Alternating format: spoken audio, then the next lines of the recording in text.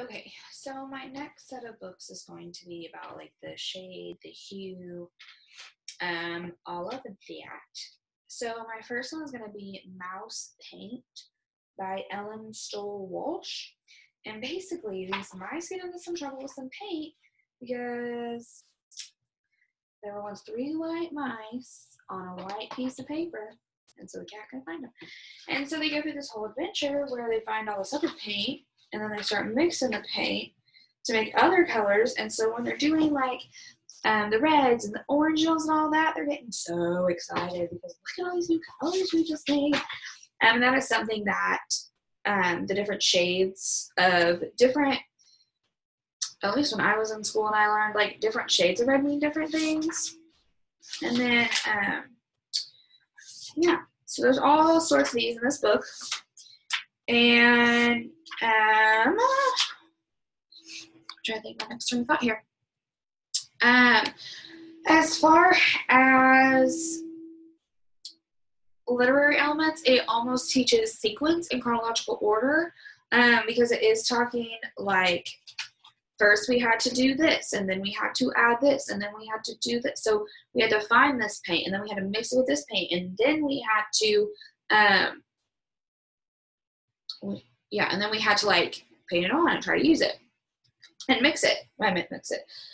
So there was some chronological order to this book. It was, to be completely honest with you, it was not my favorite book that I've ever read, but I thought it got the job done as far as different shades and stuff. And it does talk about like different colors that blend in with different things. So like the white mice blend in with the white paper, and that's how they stay safe. So for the literary element, I'd probably find something to do with chronological order. I think you did need the illustrations because the kids can physically see. The kids can physically see the red and the yellow turn to orange. And so it does teach them their colors in that way, but it's the different shades. So in that point, you can explain if you have more red, it's gonna be more like orangey. If you have or more yellow, and you can talk about those things in shade. But this just gives them the basic of, to get the basic shade of red, this is what you do. Or to get the basic shade of orange, that's what you do. So anyway, so you'd probably have them do like a chronological activity. You need to mix this paint with this paint and then write down what color you got. Make sure you're writing down your steps. That kind of thing. What happens if you add this amount of paint and this amount of paint? Tell me how much paint you added. So you have to talk me through it. That kind of thing. So you make different shades. So once again, we're not supposed to really discuss lesson plans. But when I saw this is kind of why I thought it fell more into that shade than that color category. I honestly struggled so hard with this category because I feel like everything falls into color no matter what you're doing, kind of like lines and shapes. Like I feel like they're just basically the same.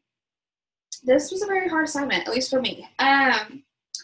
So anyway, so that is why I think mouse paint falls into shade because I think you can start really teaching shades of this. Moving on.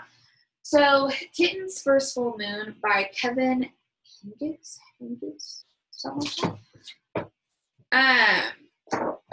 This is about a cat, and she loves bowls of milk, and she thought she saw a bowl of milk in the sky, but it's just the moon because it's a moon.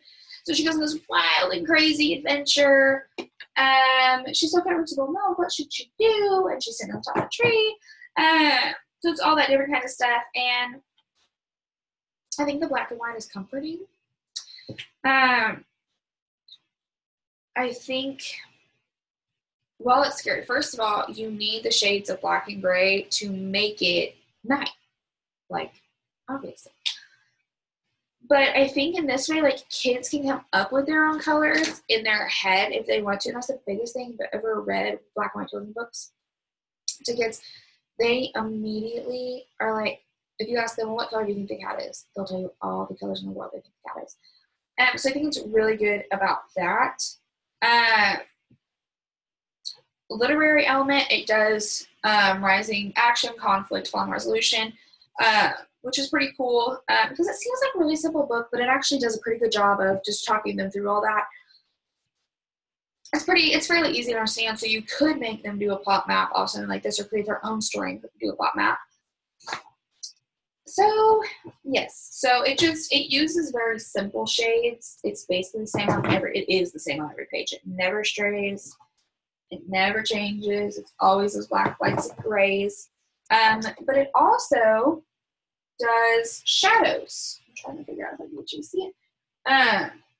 Which I thought was pretty cool. So it does make it almost seem 3D in some sense, which could fall into texture, but I'm going to deal with that right now. So this is why I believe that Kitten's First Full Moon, and I think the illustrations and the color were necessary, because with all these books, the illustrations and the colors that they use in these illustrations almost drive home the point. I mean, while children have really great imaginations, I think they help reinforce what the book is saying. And it leaves a lot of unspoken words on the page, so kids can kind of infer what they thought was happening or what else they think might be happening. And I don't know about you, but I really just enjoy books a lot more when they have pictures, because as great as I am as like a visual, like if I'm reading a book, like I'm pretty good at imagining it in my head, but I like actually seeing it in person how that author thought it was supposed to be, because I feel like that takes a whole new take on the book. So those are my Hue, Tint, and Shade books.